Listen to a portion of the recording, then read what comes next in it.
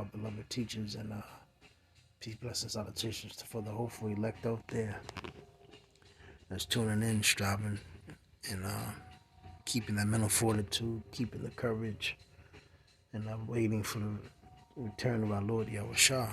Now, as you can see, if somebody owns you, what do you own? This is Neely Fuller Jr., which I watch it from time to time, hip hop cartoons. And people constantly believe that this is a coincidence that so-called Negroes, Latinos, and Native American West Indians are in. A lot of our people are crashing out, burning, losing their minds, losing their wits, losing themselves, bugging completely out, crashing out. And those are those curses which the Lord says in Deuteronomy that matter of fact, let me get it. I'm going to get two scriptures. So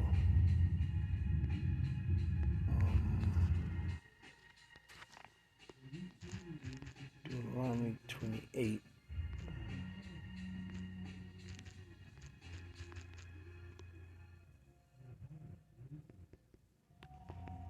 So Deuteronomy 28, I think.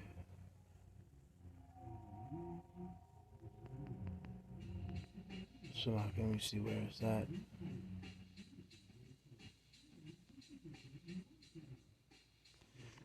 Here it is. So Deuteronomy 28 and 43. The stranger that is within thee shall get up above thee very high. Now, it's no coincidence, was able to teach down there in Tampa with the beloved brothers that's in Tampa. You had the beloved bishops from Connecticut, Elder Taza Dakba and Elder Taza Ayawam. Shalom again. It was an honor to labor beside you all and Thawada through the Spirit for having me and allowed me to fellowship and in hospitality as well. Now, they were, the elders was going into this, and it's no coincidence. Which, every city throughout America, you can go to Mexico, El Salvador, Guatemala, Honduras, Panama, Costa Rica, Argentina, Brazil, Venezuela, Puerto Rico, Dominican Republic, Cuba, Jamaica, and other parts of the island. And poverty, oppression. If something was so great, if they were living so good, it wouldn't be so much of them coming to one place thinking that this is the land of gold. And you have people out there that really believe that so-called Hispanics are winning, but really they aren't. You have more so the heathens, so-called Chinese, Japanese, Africans, Arabs, East Indians that are coming over here, and they're winning and gaining and getting those goodies and those dainties through Esau. So it says, he shall be the head and thou shalt be the tail. So we're on the bottom. Moreover, and one thing that Esau does is, due to the head tribe, the so-called blacks here in America, and that came over on the slave ships, the tribe of Judah, since that head is down and low and has been so much oppressed and so lost and turned backwards, it's a bad name and a bad friction and a bad vibe and a bad spirit around them. So the tribes are basically have nothing to do with Judah, and ultimately the Lord, which the world ignorantly called Jesus Christ, comes from that tribe. And yes, he's a so-called black man. But since there's so much of a bad stigma on even being dark and having brown skin, that notion is, basically the northern tribes so-called Hispanics, Latino, Native Americans, they have a deep-rooted hatred for themselves as well and towards Southern Kingdom, but mainly Judah. But they're lost, and basically they have become ceased and not a threat. So Esau kind of deals with them differently as he did with Judah. But ultimately, it says, more of all these curses shall come upon thee, and shall pursue thee, and overtake thee, till thou be destroyed. And when you look at Northern Kingdom, so Latinos, Hispanics, Native Americans, it's not a coincidence. Their dwelling places are lacking very much. But we are people that have been greatly extorted and greatly oppressed by our oppressors. Because thou hearkenest not unto the voice of the Lord thy power to keep his commandments and his statutes which he commanded thee. So it was the reason why this has happened. And they shall be upon thee for a sign and for a wonder, and upon thy seed forever. So it's, you got to ask yourself, and you got to wonder, why are Hispanics so lost?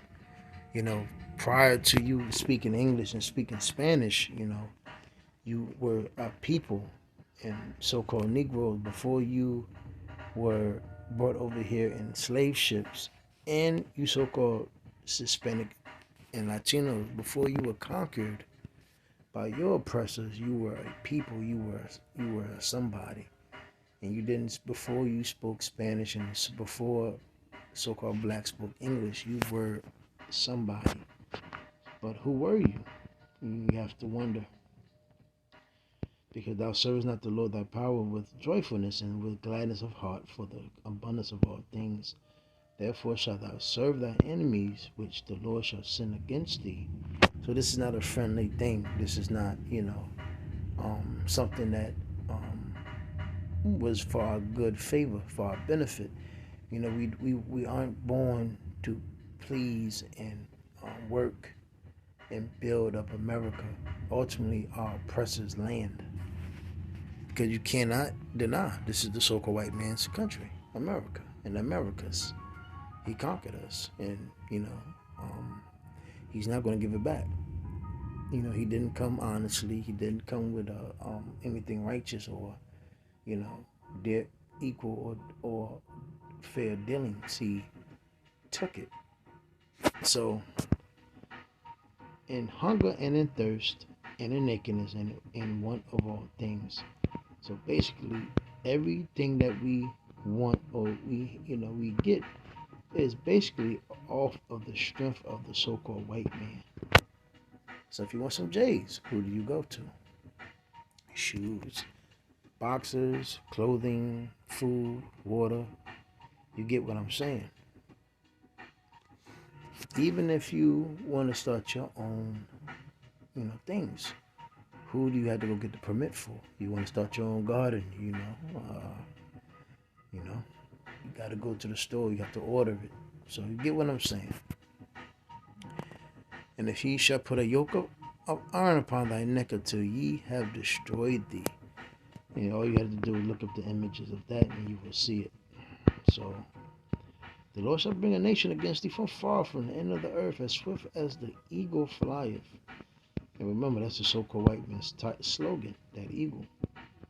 He puts it on the money. And a nation whose tongue thou shalt not understand. And one thing that Esau did, which one of the ways to break us was, one thing we couldn't understand the so-called white man. So what happened?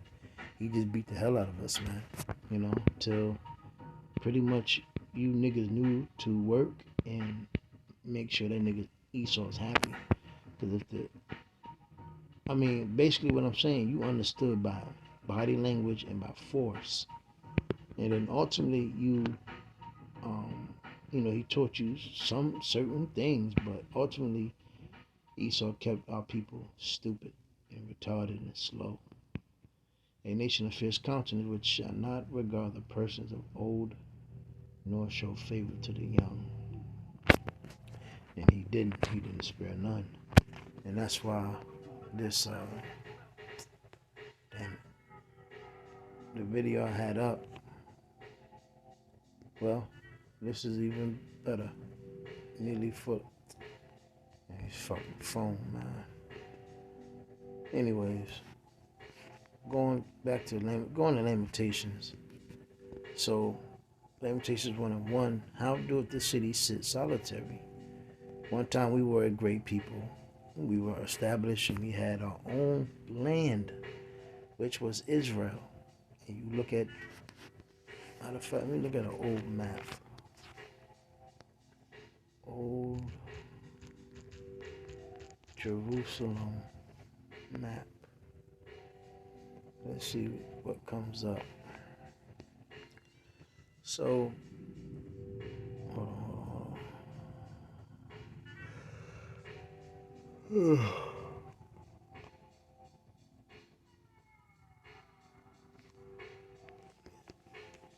Let's see.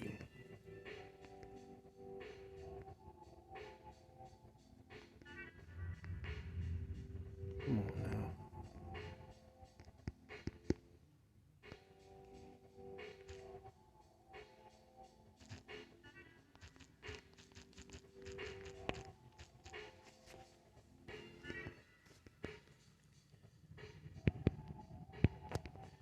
So this was our actual land prior to us going to, well, Northern Kingdom, the Spanish tribes, Hispanic, Latino tribes were taken into the Assyrian captivity and eventually came over to the Western Hemisphere, thus Second Ezra, the 13th chapter, and then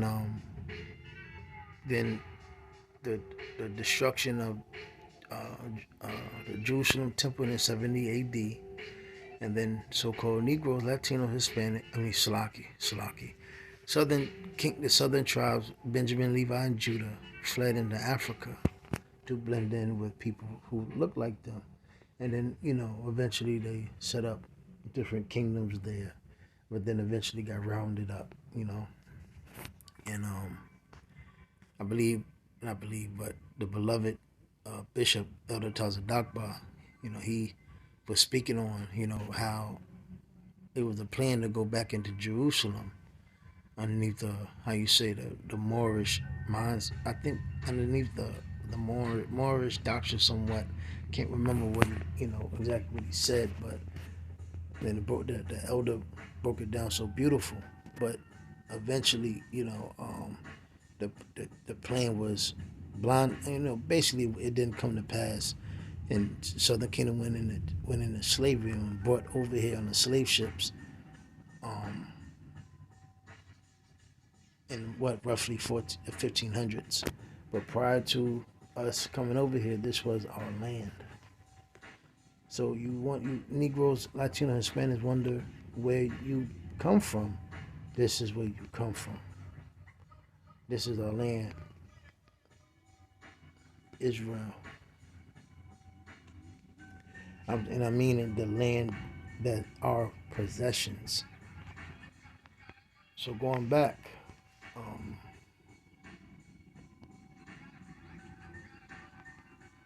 so how did the city sit solitary? Well, we're not there.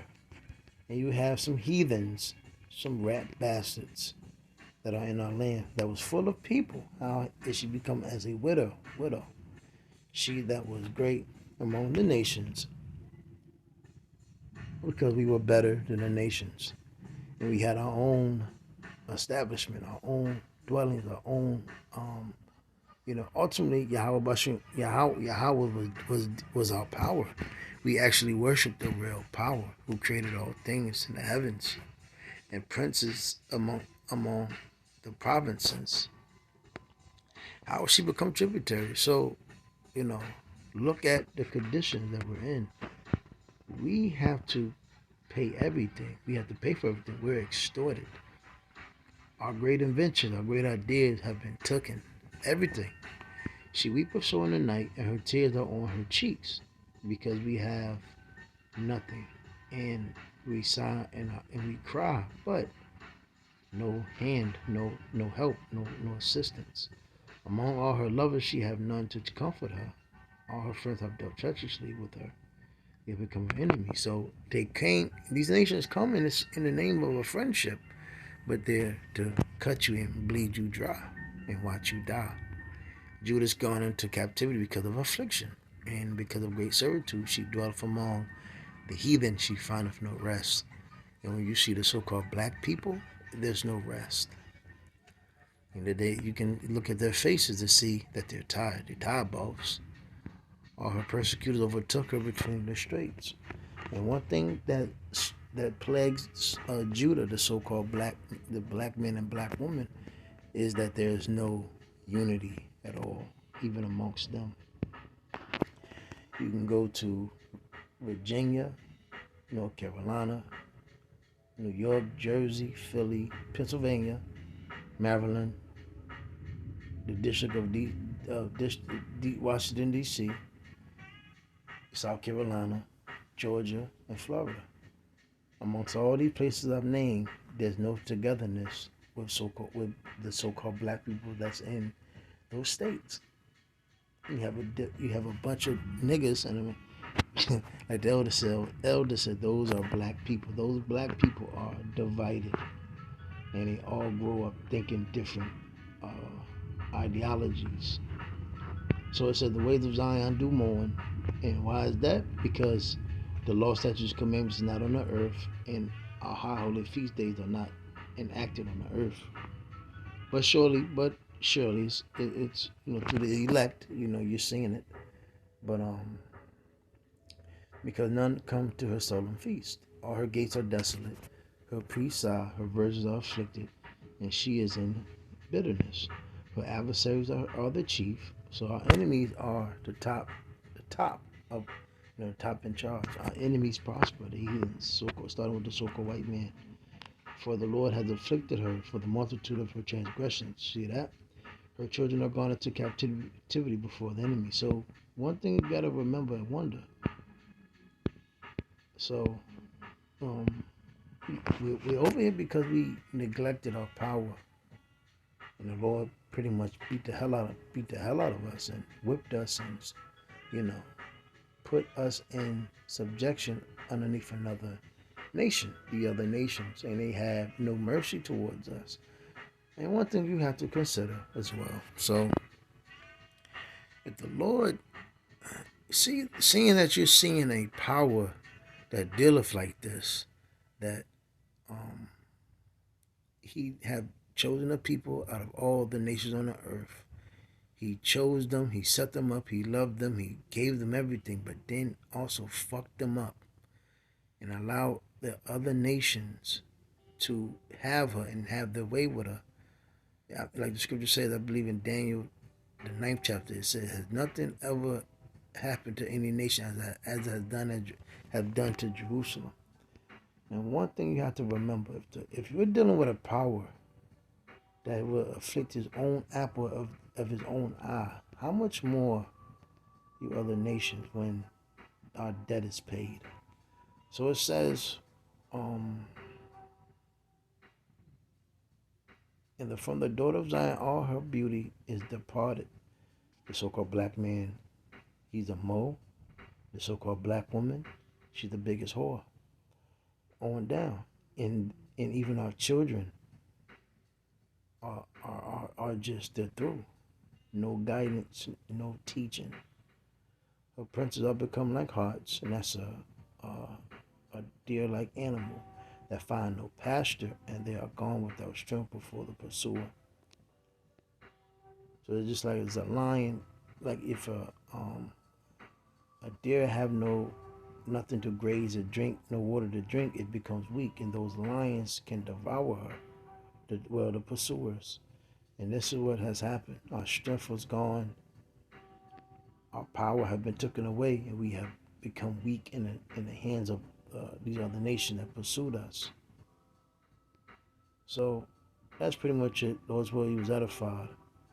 You have people like Vocab Alone that's out there saying, how are we the children of Israel? Well, how are we not? And if you have a comeback for that, prove to me and show me when Esau, the Edomites, were took Ham. You know, show me where the other nations are according to your logic. You know. But with that, shalom.